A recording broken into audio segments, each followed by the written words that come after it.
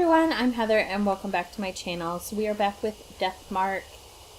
In the last episode we found out our new spirit that we have to go after, and we have to go check out some other locations. So let's get going.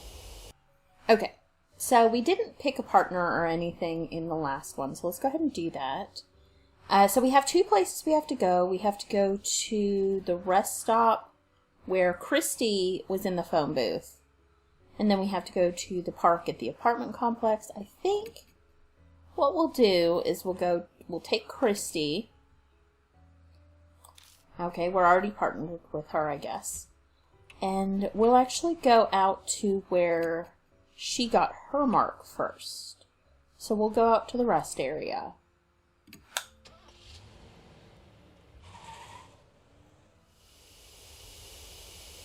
The phone booth stands solitary on the edge of the vacant rest area. An endless sea of trees stand behind it. Christy must have run into the forest after she heard the phone ring. I can hear a dog howl from nearby. It almost sounds sad, but I'm probably just imagining it. Christy doesn't seem bothered by it. She's completely focused on the phone box. I must have gotten my mark from Hanayome back then, but I was completely oblivious. I wasn't exactly in the right state of mind. Rumors say the phone is supposed to ring if you wait by it for a while. I'm guessing waiting outside doesn't count. Probably not. It only rang after I'd stepped into it. But the booth is too small for two people. Either I or Christy will have to go in. You aren't thinking I'll do it, are you? Dangerous jobs are best left to men. I guess I'll just have to go in. It's cramped inside and almost impossible to move around at all. I'd be a sitting duck if a spirit attacked me while I'm in here. The clouded glass makes it hard to see the outside. That just makes me more nervous. I wonder how long I have to wait until the phone rings. To pass the time, I glance around at the inside of the booth. There's a poster attached to the window. Help our investigation. On the night of 2/8/1990X, an assault took place in the forest nearby. If anyone has any info on this case, please notify the H Police Department. This is dated 5 years ago. Looks like something terrible happened here. The phone begins to ring. I hesitantly reach out and pick it up.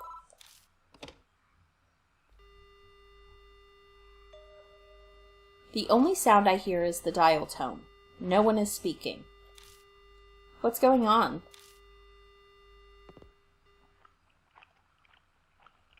Suddenly, there's a strange noise. Crunching, smacking, like the sound of saliva as someone chews.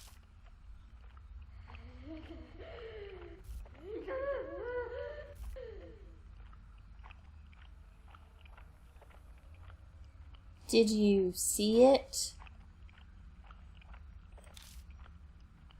Tucked in the smacking is a woman's voice.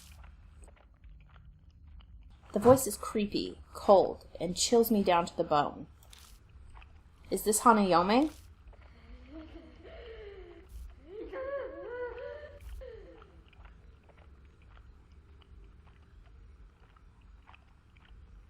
Did you see it? She asks a second time. The rumors mention that I should say, no, I haven't seen it. I don't know.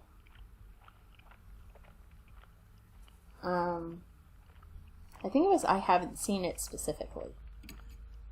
Very seriously, I say I haven't seen it.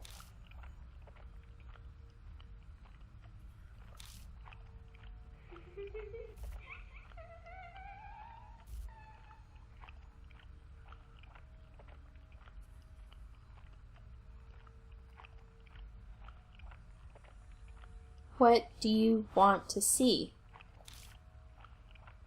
It's going exactly as the rumor said. Hanayome is supposed to tell you the location of whatever you're looking for. Christy told me to ask about the Buddha statues that were stolen from H Shrine. I'll give it a try. Buddha statues. Lord Buddha. Doesn't your arm already have the mark of the Buddha on it? Tell me, you want a new Buddha? Why are you doing that? Tell me. Well, tell me, tell me, tell me. Tell me, tell me, tell me, tell me. Tell me, tell me, tell me, tell me, tell me. Tell me!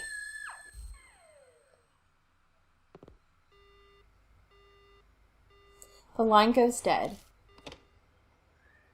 The woman's scream is still ringing in my ear. I feel sick. It must be because of my brush with the blood-curdling insanity. Why didn't she answer my question? What was different from when the others asked? The mark on my arm burns dully, like it's reminding me it exists. Maybe this is why she was acting strangely. And she did say something to the effect that Buddha gave me this mark. Was she just too insane to differentiate between Buddha and a monstrous spirit? Or is this mark really the work of divine wrath from the Buddha statues? I wait for a while longer, but the phone doesn't ring again.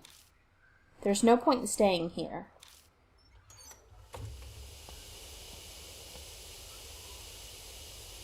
As soon as I leave the booth, Christy comes up to me. You don't look well. What happened? I tell Christy about my conversation with Hanayome. What? That's not in the rumors.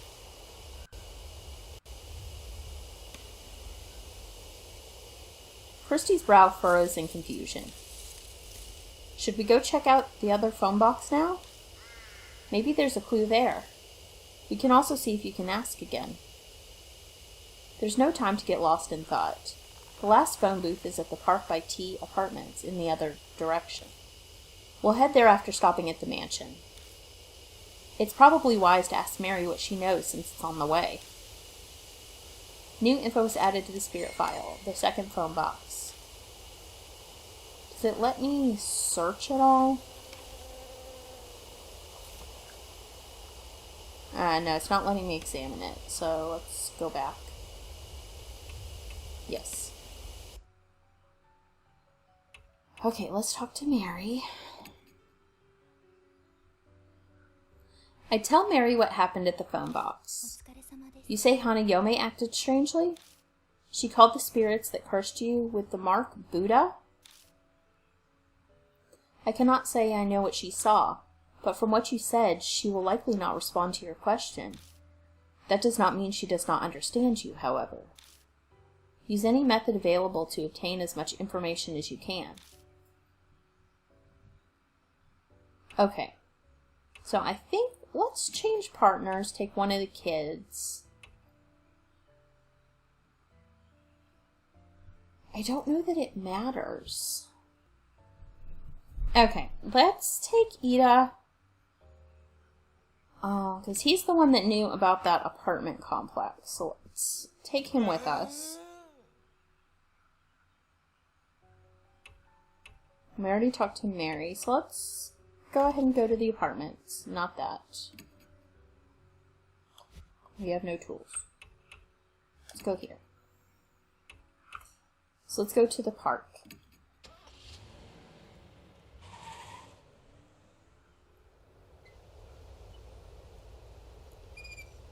I see a small park tucked between all the looming apartment buildings. There's no one here. I guess everyone's already asleep. I'm pretty sure that's the phone booth from the Hanayome rumors. Man, parks are kind of eerie when there are no kids around. Well, now that I'm here, I still have no idea why Hanayome hung up on me. I followed the rumors exactly. Where did I go wrong? I scratch my head. Don't adhere to the gossip. Defy it. Suddenly I hear that strange voice again. Gossip. In other words, the rumors. What will happen if I don't follow the rumors? Ida, go back to the car. There's something I want to try, but it might end up backfiring on me. Okay. Make sure you come back. I can't drive, so... Oh, right, wait a sec. Ida puffs out his chest and holds his index finger up. I've got some good info from the BBS. I guess Hanayome had this weird fixation on eyes.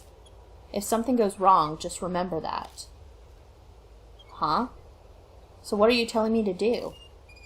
I'm not really sure either. Anyway, just avoid saying I and things like that. Don't talk about myself? No, I mean I, as in eyeball. Oh, and just in case, don't mention words that have that sound either. There's a limit to unreliability. I'll keep it in mind. Ida returns to the car.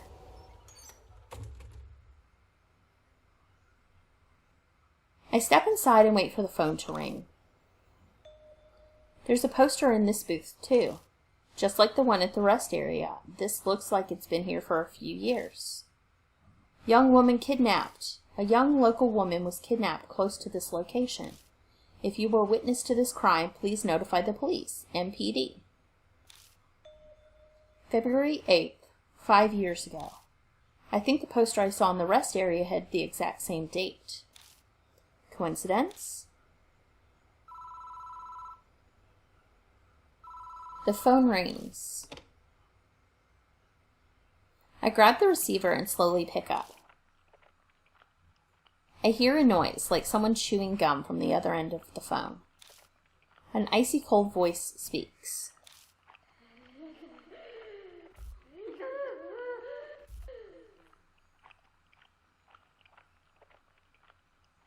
Did you see it? And we wanted to say we did. I saw it. You saw, didn't you?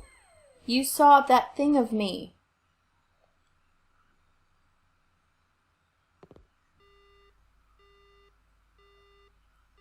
The voice cuts off.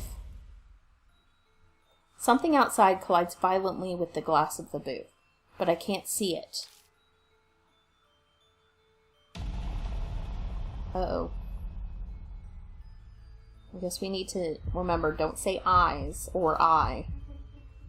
Tell me, how did you see it? With your own eyes or eyeglasses? A telescope? Well, not eyes or eyeglasses, so I guess telescope? We don't have a lot of soul power.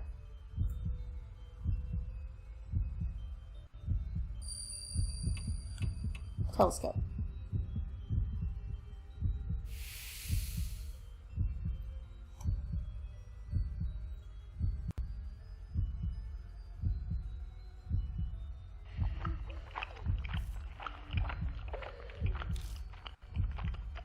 That's such a gross sound.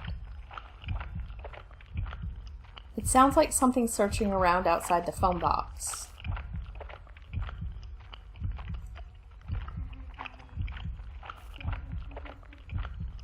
You saw it. You said you saw it.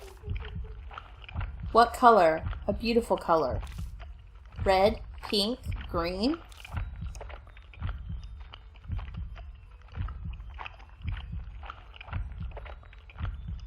Maybe pink? Because red's like blood, so I feel like that's not it. Pink would be beautiful over green. Okay, I guess so.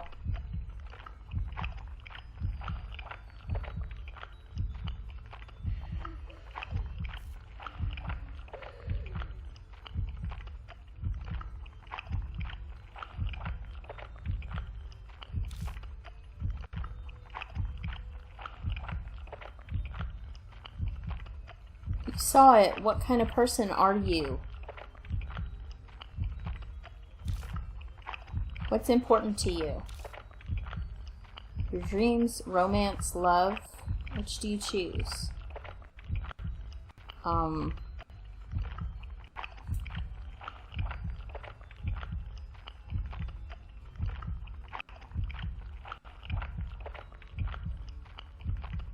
I have no idea.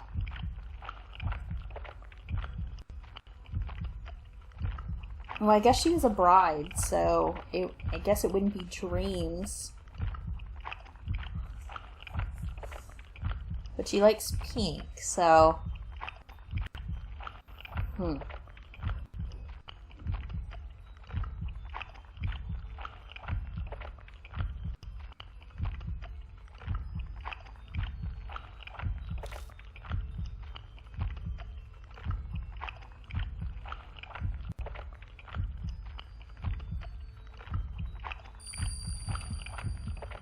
Well, in those sentences, I don't want to say I believe in love. Because it says I. Or my.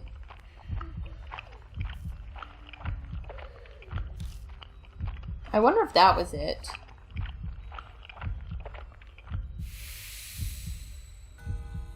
Like the way I phrased the sentence. Because they didn't have anything to do with I up until the sentence. The phone goes dead. The next I know, the bloody handprint is gone, and so is the ominous presence. The questions she asked me were strange. She was particularly anxious about what I had seen. I think I did a good job not mentioning anything like eyes in my answers. Overly conscious over being seen. Maybe that's where her secret lies. I exit the booth and Ida rushes up to me. Did something happen? My mark hurt all of a sudden. I tell Ida about what happened in the telephone booth. Man, it beats me. Guess there's no way he'd have the answer. Oh hey, something's on the ground there. Sure enough, there's a folded up piece of paper lying near the booth. Looks like a piece of stationery. I don't think it was here before I went into the phone box. I pick up the paper and open it. To Seiko, I'll dispel all your heartache, so forget that horrible incident and take your quiet rest up in heaven. An incident? The posters I saw in the telephone booths mentioned something like that too. Could they be connected? I ask Ida what they think. I don't know. I don't think he's considering it seriously. Anyway, we visited all 3 boxes now. Want to head back? I bet Suzu's worried about us. Yeah. We should probably head back for now. New info is added to the spirit file. The 3rd phone box. Cannot look around. So let's go back.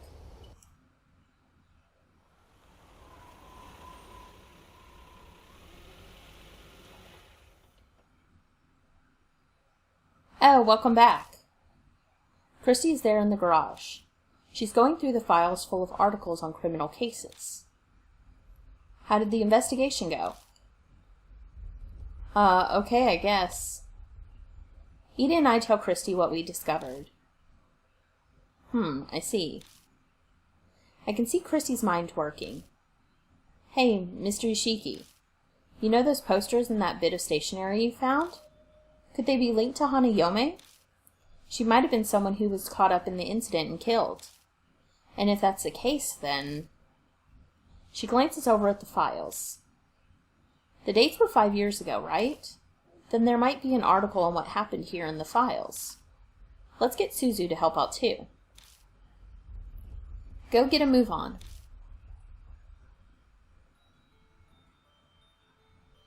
All 4 of us begin reading through the files. The clippings range from the smallest dispute to the most heinous crime in H City. But they're all dated 5 years ago or earlier. Did they get stored in the garage because they're so old? After a while, I might have found it. It's from 5 years ago in February. The victim's name is Seiko. Ida lays the file out on the desk and we all peer at it. The file has articles about an incident that happened 5 years ago. The victim's name was Seiko Hasegawa. Apparently she committed suicide in the forest by H Castle on the eve of her wedding. She was in her dress when she was found. Suzu, you probably shouldn't read anymore. It's pretty bad. Thanks, Ida, but I want to know more about Hanayome. I feel like I need to do this. She's cringing, but she sounds determined. Between this and sneaking out at night, she's a surprisingly brave kid. It's rather odd for someone her age. I remember now. This happened back when I used to be a news anchor. Christy muttered just loud enough to hear. Then do you know the whole story? It was horrible. It's hard to recount. A woman was abducted by a gang while she was walking her dog. They brought her to the forest and assaulted her. People found her battered and staggering along the road the next day. The dog was run over and killed near the forest when it chased after them. That's horrifying. Yeah, but that wasn't the end of Seiko Hasegawa's misfortune. Ida somberly cuts in. His usual grin is nowhere to be found. It's well known in some circles, but her assault was photographed. The pictures were sent to her fiancé. They threatened to make them public if he didn't pay up. I heard he gave them a ton of money to get the photos and the negatives. Is that true, Christy? Yeah, I heard that as well. Because of all that, Miss Seiko had a mental breakdown, and in the end she hung herself. She'd been a serious, honest woman. She just couldn't bear it.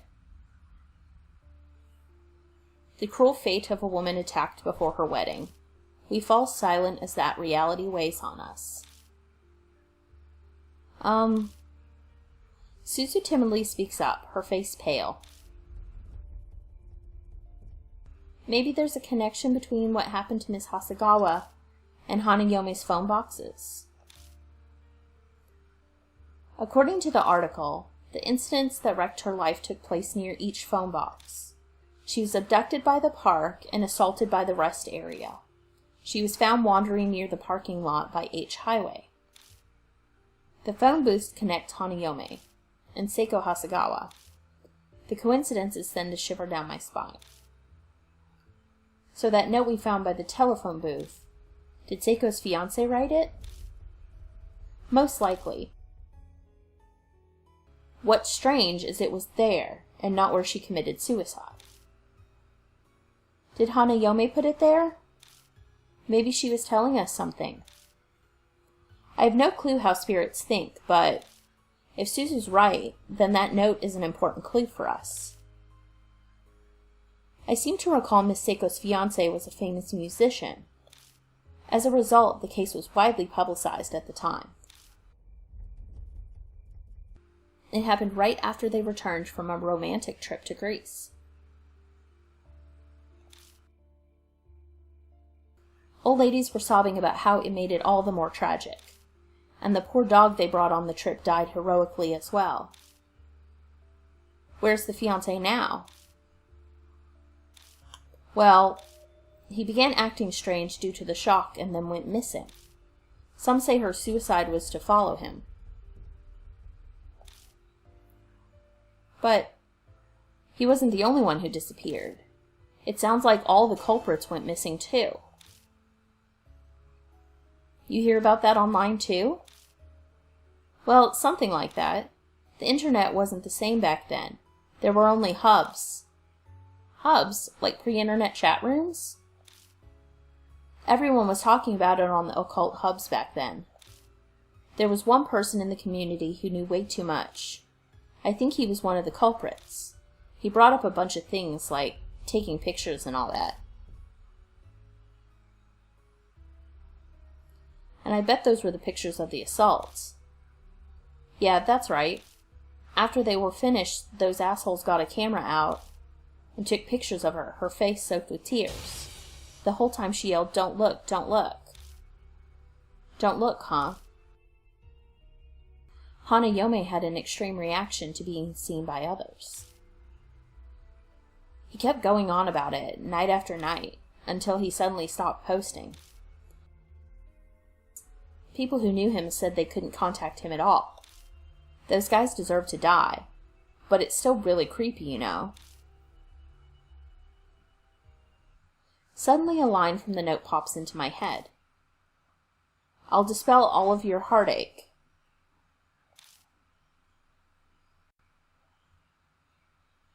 Hey, Christy, do you happen to know exactly where in the forest Seiko killed herself? I was a reporter at that time, so I did go to the location.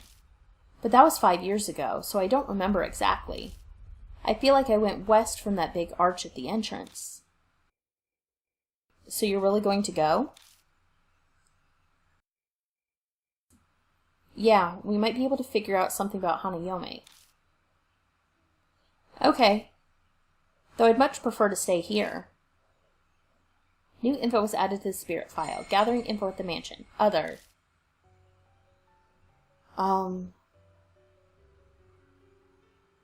Okay, so my current partner is... what's his face? Okay. So I want to go back to the mansion. And I know that I probably should take Christy or Ida, but I haven't used Suzu yet, so I want to use her. Hopefully, that is not a mistake. We're going to do it anyway. I like to use all the people. Okay, let's make sure she's our partner still, just so. Okay, yeah. And go to the exit. So let's go back to the forest.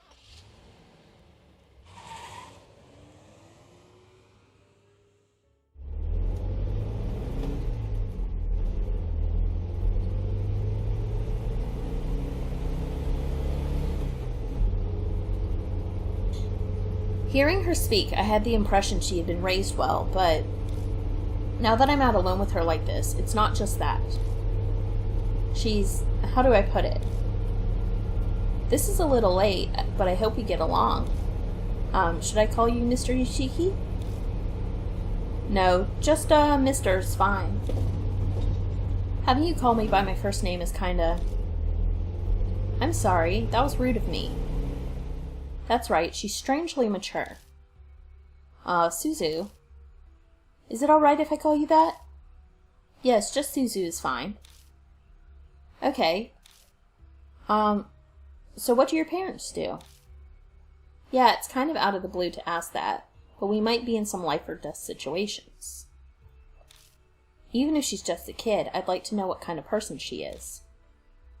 Right now I'm only living with my mom. She pushes herself every day. Pushes herself? Does that mean she's a career woman who works hard at her job? I see. Sorry for the random question. Not at all. She lives alone with her mother, who works every day. Which means she's basically living alone. That must be why she's so mature.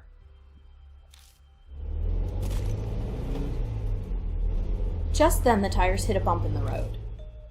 I can see a square gray object in the back seat through the rearview mirror. Is that thing back there yours? No, that's Ida's. He said it was a CD radio cassette player. A radio cassette player? Why? He said we might need music while we drive. Want to listen to something? No, I'll pass. The conversation grinds to a halt after that. It's like there's an invisible person between us. After falling silent a while, Suzu finally speaks up again. It only makes sense for the conversation to turn one direction. This Mark. Did Hanayome really do this? I don't know for sure, but I think that's a natural assumption. Oh, I guess so. Suddenly it dawns on me. Why does this kid not want to treat the spirit like it's evil? No, maybe it's just Hanayome specifically. But that would be the best. What would? I mean, if Hanayome were really a nice spirit. Yeah, you're right. Her grin at me is relieved. I smile back at her stiffly, a weight in the pit of my stomach. If that's really true, then we can get through this without anyone dying. The problem is, that's impossible. I lightly rub my wrist as I watch Suzu smile out of the corner of my eye. Yeah, I really hope so.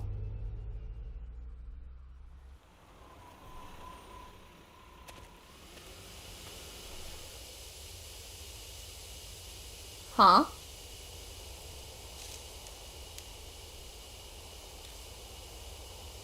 We're gonna go in the forest?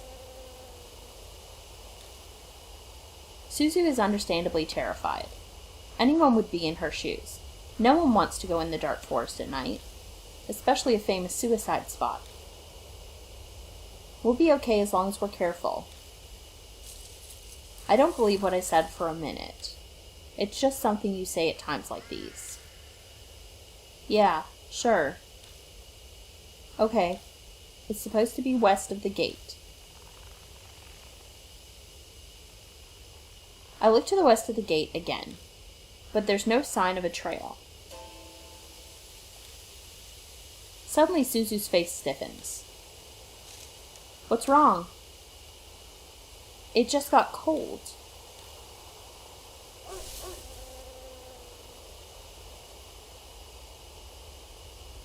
I follow their gaze and see a low shadow dashing out from the darkness. A dog? It certainly seems like one. It kicks up the dirt with 4 legs, but it looks off somehow. Its fur is long and disheveled, and from certain angles, its face looks human. The dog stares at us, growling softly. What is this?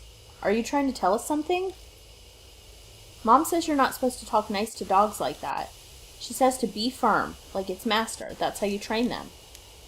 If you give it attention, the dog will think it has power over you. So ignore it and stay quiet,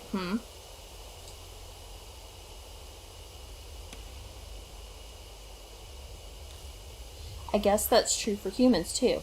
Powerful people tend to ignore others. Okay, I'll keep that in mind. The dog barks loudly, then vanishes into the western underbush. The moment it's gone, the chill in the air dissipates like it was never there. Was it trying to tell us that we should go that way? Maybe. Okay, let's search for things. I shine the flashlight on the spot where the dog disappeared. A now familiar pain shoots through my wrist.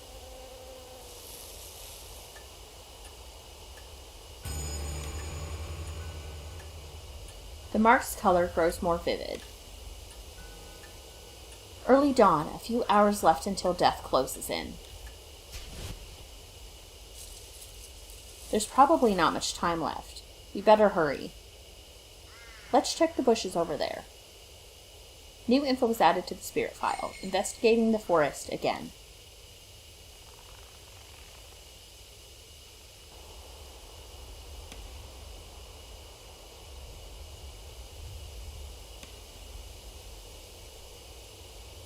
Okay.